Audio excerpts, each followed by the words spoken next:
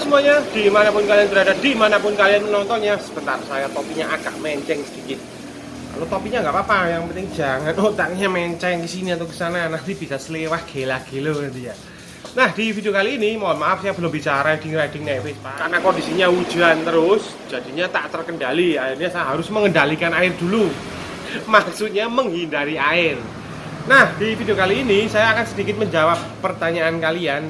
Jadi banyak banget yang tanya-tanya ya, yang request, Bang, langkah apa saja yang dilakukan untuk membuat sebuah Vespa menjadi kencang ya, maksudnya langkah awalnya gitu loh ya.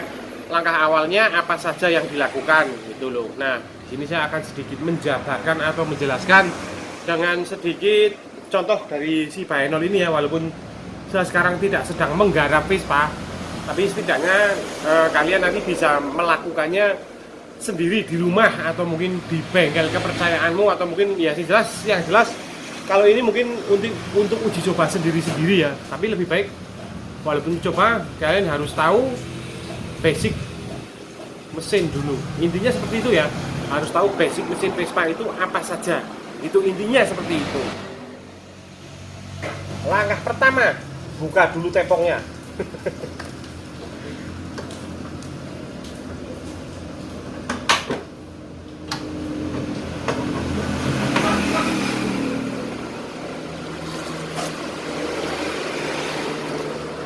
Nah, ini adalah kondisi Vespa terjorok se-Asia Tenggara ya. Karena sejak hampir 7 bulan saya tidak mencuci Vespa ini ya, tidak pernah melakukan pencucian di Vespa ini. Jadi bisa dikatakan Vespa terjorok se-Asia Tenggara. Itu lihat, gila kan? Tuh, kondisi bagian dalamnya tuh. Tuh. Gudalnya sudah 1 cm itu gudalnya di bagian dalam mesin. Ini sampai karburatornya juga ini penuh bergudal ria. Wih, luar biasa. Tapi jangan macam-macam ini gudal antar pulau, antar provinsi ini ya. Bukan hanya lokalan cerek-cerek, bukan ini.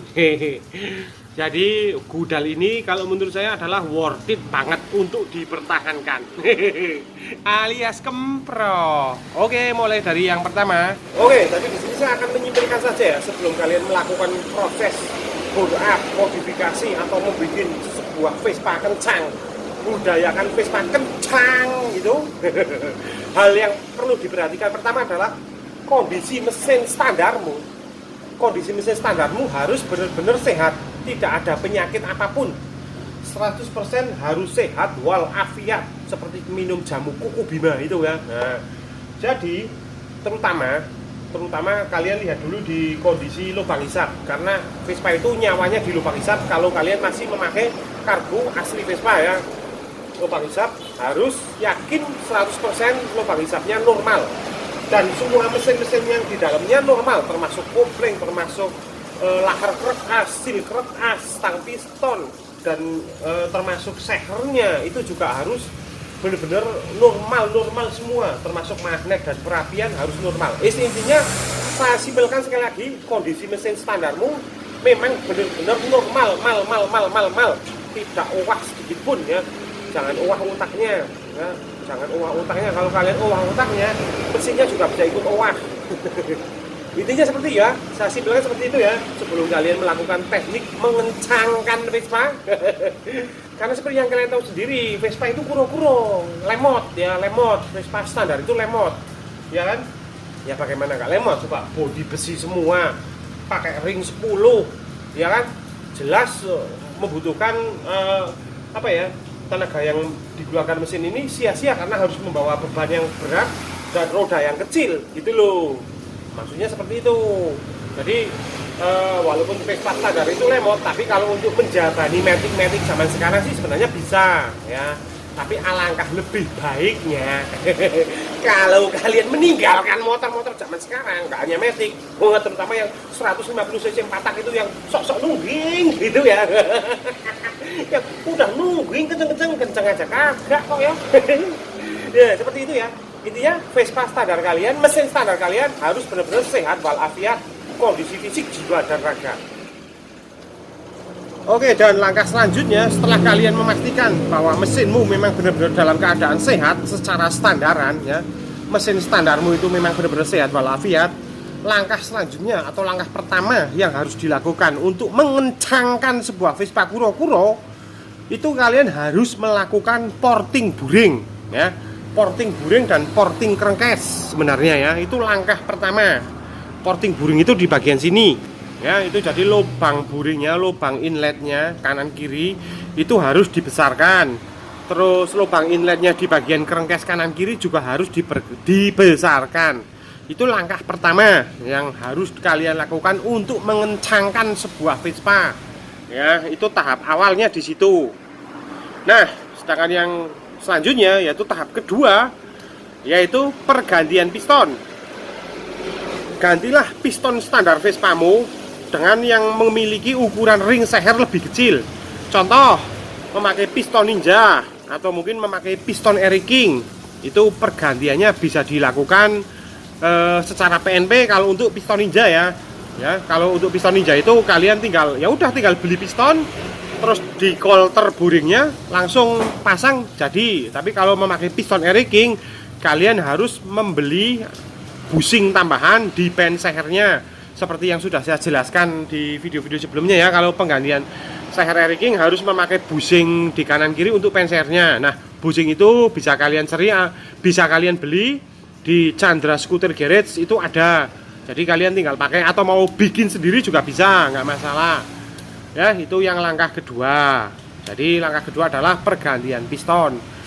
Nah, sebenarnya 1 dan 2 langkah itu saja sebenarnya sudah cukup untuk mendongkrak Vespa kalian agar menjadi lebih kencang. Itu adalah langkah yang 1 dan kedua, bro ya. Sebenarnya sekali lagi saya bilang langkah 1 dan 2 itu aja udah cukup untuk mendongkrak performa Vespa standar kalian untuk menjadi lebih kencang. Ya, mungkin kenaikannya lumayan signifikan lah ya, mungkin. Kalau menurut saya mungkin ya sekitar, ini perkiraan ya, estimasi perkiraan, mungkin bisa menambah kecepatan sekitar 10 kpj mungkin lah ya. Iya kan, jangan dilihat dari nominalnya memang mungkin sedikit, alah cuma nambah 10 kpj dengan porting dan pergantian seher, apakah worth it? Kalau menurut saya worth it, ya kan. Kalian melakukan proses porting dan pergantian piston yang notabene biayanya itu dikatakan murah ya, dikatakan enggak ya. Taruh kata misalkan beli piston aja, beli piston mungkin seharga 200.000, ongkos quarternya 40.000, ongkos portingnya mungkin 250.000 mungkin ya, udah 500.000 ya, itu udah 500.000 kalian cuma dapat porting dan piston saja. Dan yang kalian dapatkan cuma penambahan 10 kpj doang. Apakah itu worth it? Sekali lagi saya tanyakan, kalau menurut saya bagi sebuah motor tua, kuda besi tua yang memang benar-benar besi semua ya, bukan plastik ya. Iya seperti itu ya. Kalau Vespa itu benar-benar kuda besi, itu kalau menurut saya worth it banget, sangat layak. Sedangkan untuk langkah selanjutnya, langkah ketiga, keempat dan selanjutnya itu sebenarnya banyak banget, bro, kalau menurut saya. Jadi kayak misalkan pergantian karburator dengan yang ukuran lebih besar ya. Kalau misalkan Vespa standar kalian rata-rata karburatornya ukuran 20-20 ya, itu mungkin bisa diganti dengan ukuran yang 26-26 karbu standar Vespa lo ya. Saya di sini tidak berbicara masalah pergantian karbu Vespa dengan karbu Jepangan ya, belum saat ini, belum di video ini, karena itu selera sebenarnya ya. Kalau untuk mengejar performa yang penambahannya nggak terlalu signifikan atau mungkin penambahannya cukup jika dilihat dari nominalnya itu sedikit, itu pergantian karbu Vespa dengan ukuran 26-26 itu saya rasa udah cukup, dan itu mempengaruhi juga penambahan performanya. Itu langkah selanjutnya, langkah ketiga berarti ya.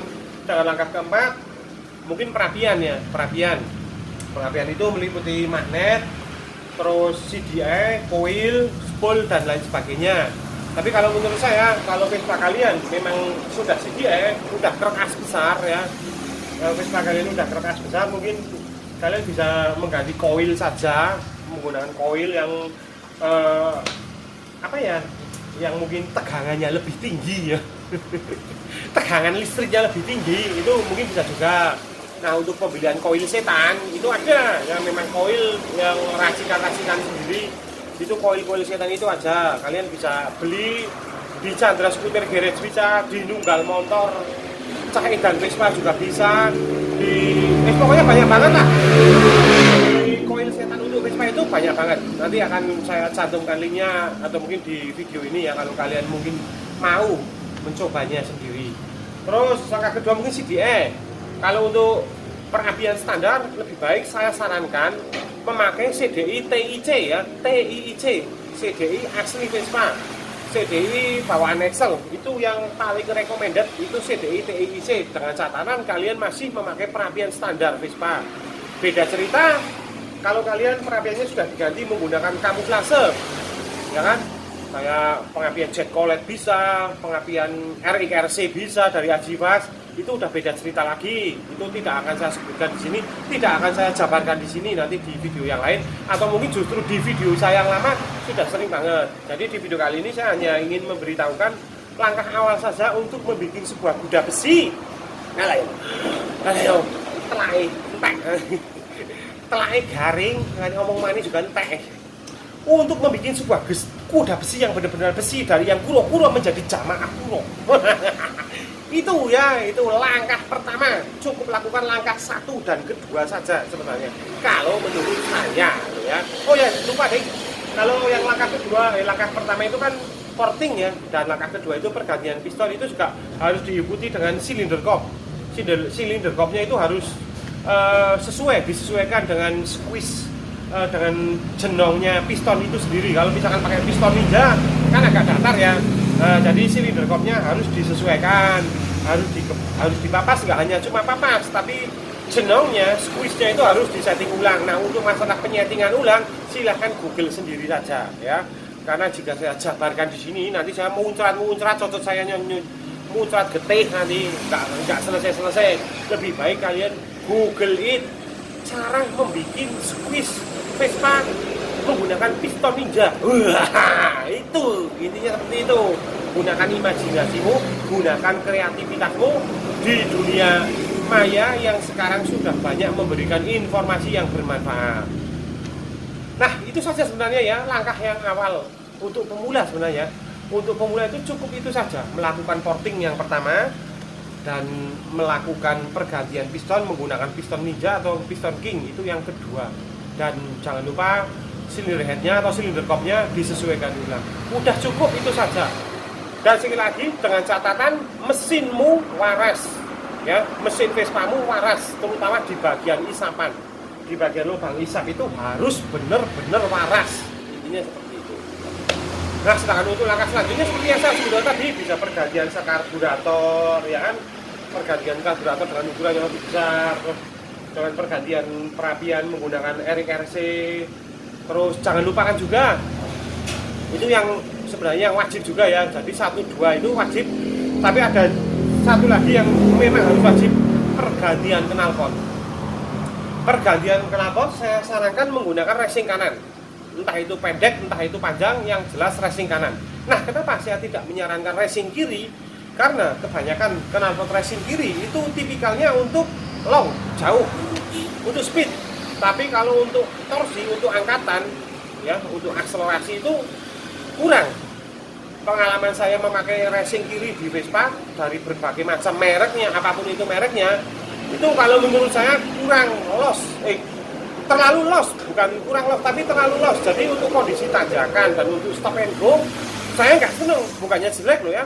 Bukannya jelek, karena tipikal knalpot itu beda-beda dan menyesuaikan karakter mesin dan menyesuaikan karakter medan dan menyesuaikan karakter otakmu, karakter orangnya itu ya. Tapi kalau menurut saya, karakter saya nggak seneng karakter dengan knalpot racing kiri itu, saya nggak seneng. Saya lebih suka racing kanan, baik panjang maupun pendek, saya suka. Intinya seperti itu. Pergantian knalpot wajib dilakukan jika kalian sudah melakukan perubahan di yang nomor 1 dan kedua. Ya kan, knalpot bisa memakai dari Ajivas, Fastram ya, Fast Pro, atau bisa juga memakai KY26 muffler, atau bisa juga memakai AJS muffler, bisa juga memakai DRC. Pokoknya banyak lah pilihan knalpot untuk Vespa itu sekarang sudah banyak banget gitu ya. Ingat, langkah 1, 2 dan pergantian knalpot itu adalah wajib jika kalian ingin membudayakan Vespa kencang ya. Setidaknya jika kalian sudah melakukan pergantian itu 1, 2 dan knalpot itu untuk touring bareng motor-motor modern terutama 150 cc 4 tak yang nunduk-nunduk itu, nungging-nungging itu kalian gak bakalan ketinggalan ya kan. Untuk San Moritz bareng dengan mereka-mereka yang 150 cc gak bakalan ketinggalan, saya jamin, malah semakin di depan, Vespa semakin di depan. Kalau mental kalian berani ya naiki Vespa di tikungan. enggak kok Vespa sebenarnya kalau kaki-kakinya beres. Kemarin saya pas turun ke Pantai Drini itu kan memang bagian belakang roda belakang saya itu kan lakernya kan oblak dan bagian depan itu kingpinnya juga ternyata kena bro. Jadi kemarin yang di depan itu udah saya ganti lahernya ya, lahar roda depan itu ganti, ternyata setelah saya cek lagi ternyata kingpinnya juga kena ya. Kingpin aspen atau kingpin nyebutnya beda-beda tapi intinya sama, itu kena semua. Jadi untuk nikung kayak celeng. Vespa itu kalau bagian depan dan belakangnya lahernya udah kena semua, udah oblak semua, itu kalau untuk nikung pasti gak celeng. Jadi kita nikung ke kiri malah ngebantingnya ke kanan, kita nikung ke kanan ngebantingnya ke kiri, jadi nggak bisa nikung.